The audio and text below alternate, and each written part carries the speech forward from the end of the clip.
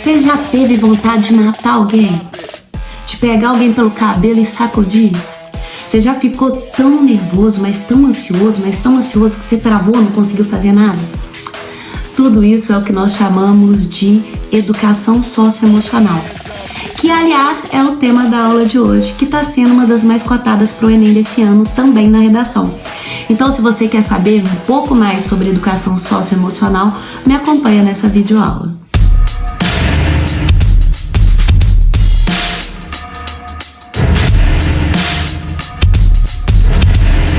Vamos começar com o repertório sociocultural como sempre. Nós vamos começar com o primeiro filme que chama O Discurso do Rei. Nele nós temos o rei Jorge, que ele é gago, e ele precisa fazer discursos. E é claro que isso gera um certo constrangimento. Então ele precisa entender as emoções e enfrentar esse problema. Então ele contrata um fonoaudiólogo e por esse fonoaudiólogo ele vai entendendo como funcionam os seus sentimentos e a gerenciar esses sentimentos. Então funciona super bem O Discurso do Rei, além de ser um filme que foi aclamado pela crítica. Pode usar sem dor na consciência, que vai ficar muito legal no teu texto.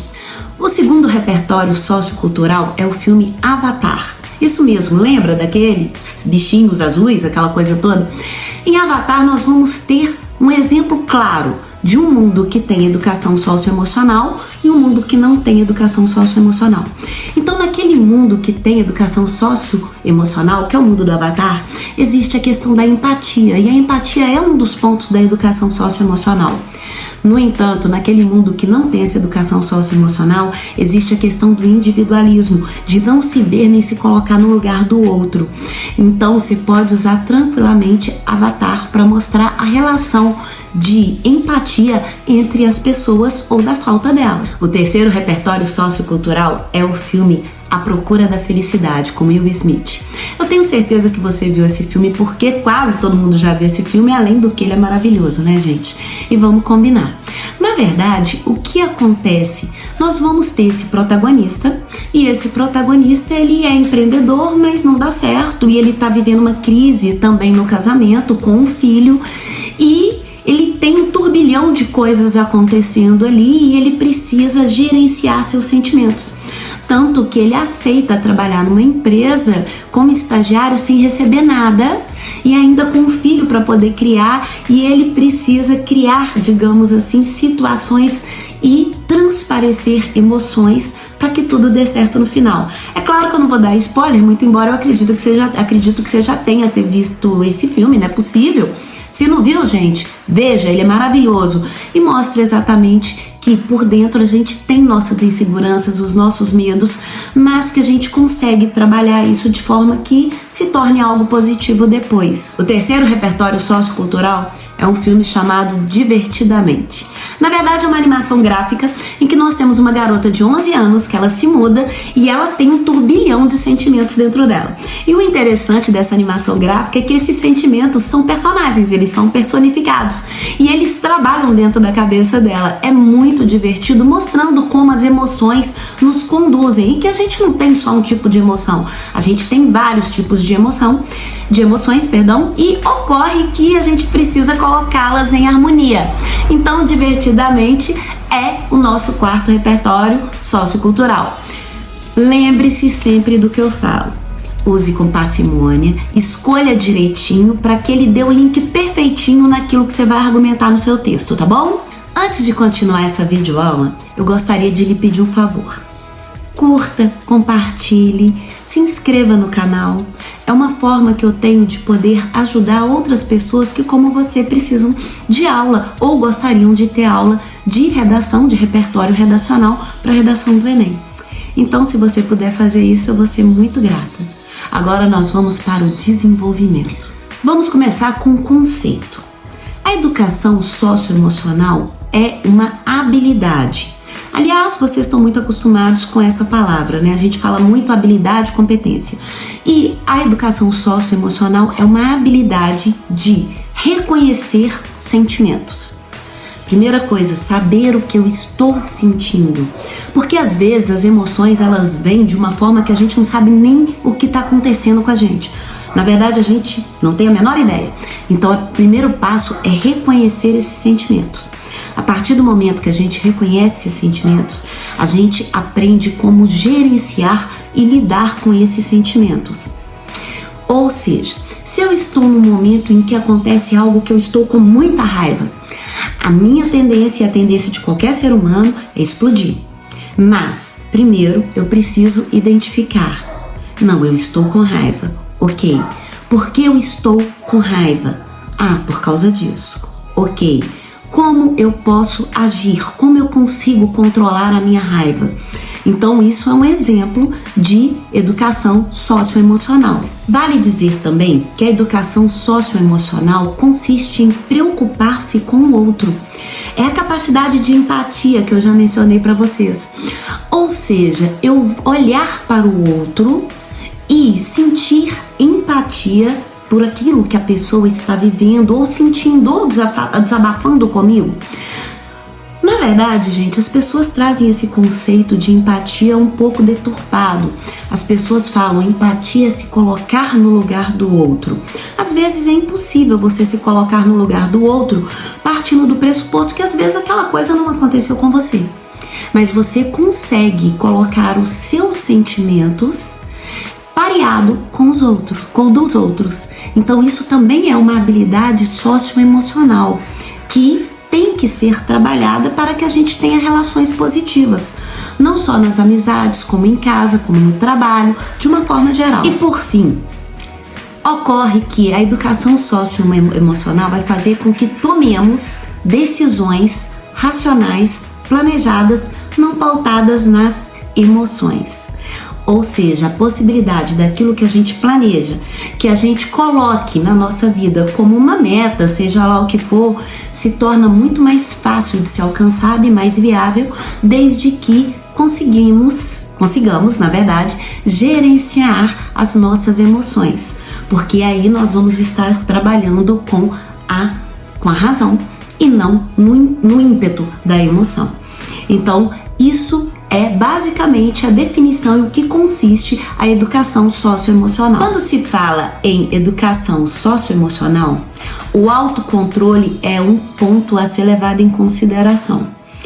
Sei, gente, plenamente, eu também tenho ímpetos como todo ser humano, mas o autocontrole normalmente é o que permite com que nós tenhamos atitudes acertadas ou conseguimos nos controlar mediante uma situação de estresse.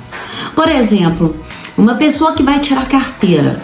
É uma situação estressante? Claro que é. Então, aí entra a questão do autocontrole. Ah, você vai fazer o Enem. Eu sei, meu amor, não é fácil para ninguém. No entanto, muitas pessoas conseguem ter um resultado melhor quando tem autocontrole dos seus sentimentos naquele momento de estresse, naquela prova. Então, o autocontrole é um ponto muito relevante naquilo que a gente chama de socioemocional. Ter uma consciência social também faz parte da habilidade socioemocional, ou seja, preocupar com o planeta, com o meio ambiente, com a sociedade de uma forma geral.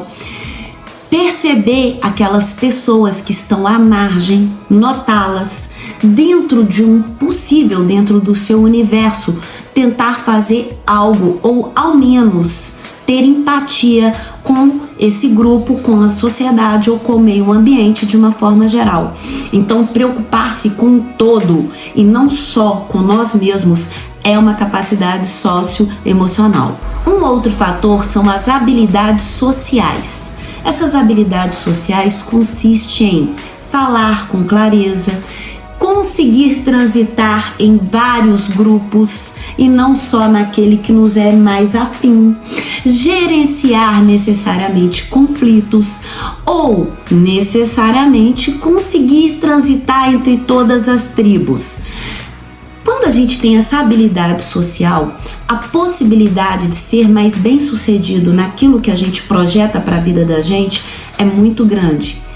Ou seja, eu consigo me comunicar com o grupo X, eu consigo ter afinidade com o grupo Y, eu respeito o grupo X, o grupo Y e uma das coisas que rola também, eu respeito a opinião desses grupos ou dessas pessoas.